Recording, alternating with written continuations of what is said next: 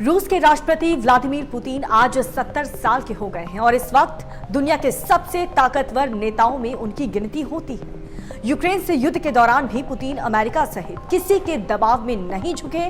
Putin की जिंदगी किसी सस्पेंस थ्रिलर मूवी से ज्यादा इंटरेस्टिंग है। इस वीडियो में हम आपको दुनिया को प्रभावित करने का मादा रखने वाले इस ग्लोबल लीडर की जिंदगी की कहानी बताएंगे। 7 अक्टूबर 1952 को पुतिन का जन्म लेनिनग्राद में हुआ और इस शहर में सेकेंड वर्ल्ड वॉर की तबाही के निशान दिखते थे। पुतिन पर बचपन से ही इसका बहुत ज्यादा असर पड़ा है। गैंग कल्चर से घिरे शहर में पुतिन के बचपन से अपराध को बहुत ही नजदीक से उन्होंने देखा। रूस की सेना के मार्शल आर्ट रैम्बो की तरफ पुतिन कम उम्र में ही आकर्षित हो गए थे। किस्सा है कि पुतिन 16 साल की उम्र में ही केजीबी पहुंच गए और नौकरी मांगने लगे। तब उन्होंने कहा गया कि नौकरी के लिए उन्हें डिग्री चाहिए होगी और इसके बाद पुतिन ने कानून की डिग्री हासिल की और 18 साल की उम्र में वो जूडो में ब्लैक बेल्ट हो गए थे। 1975 में ग्रेजुएट होने के बाद से पुतिन ने केजीबी ज्वाइन कर लिया और 1991 तक वो केजीबी के लिए जासूसी भी करते रहे। पुतिन ने सेंट पीटर्सबर्ग स्टेट यूनिवर्सिटी में कानून की पढ़ाई की और कॉलेज के बाद वो रूस की जासूसी संस्था यानी कि केजीबी के लिए काम करने लगे। पुतिन लगभग 16 सालों तक जासूसी के तौर पर काम कर रहे थे। उन्होंने 6 साल ईस्ट जर्मनी में जासूसी के तौर पर काम किया है। सोवियत संघ जब अपने आखिरी दौर में था तब पुतिन को वापस मॉस्को बुला लिया गया और यहाँ से जासूस पुतिन की कहानी खत्म होती है और राजनेता पुतिन की कहानी शुरू हो जाती है। 1991 में ही पुतिन सेंट पीटर्सबर्ग के डिप्टी मेयर चुन लिए गए थे और 1998 में केजीबी के जगह लेने वाली रूसी एजेंसी फेडरल सिक्योरिटी सर्विस के प्रमुख भी बने। पुतिन राजनीतिक की सीढ़ियां बहुत तेजी से चढ़ते गए। 1999 में तत्कालीन राष्ट्रपति बोरिस येल्त्सिन ने उन्हें डिप्टी पीएम की जिम्मेदारी दी है और इसी साल पुतिन रूस के प्रधानमंत्री भी बने।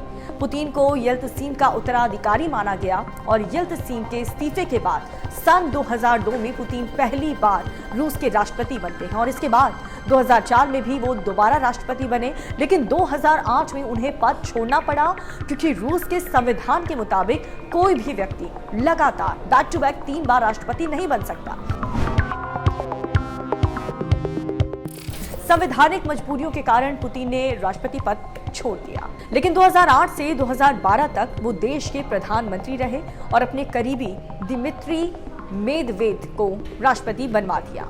मेदवेदेव के संविधान में बदलाव को लेकर के राष्ट्रपति पद का कार्यकाल 4 से बढ़ा करके 6 साल कर दिया गया और इसके बाद 2012 में पुतिन दोबारा रूस के राष्ट्रपति बने और तब से अपने पद पर अभी तक वो कायम है। रूस में पुतिन की मर्जी के बिना पत्ता तक नहीं हिलता और पुतिन की पूरी पर्सनालिटी रहस्य से भरी हुई है।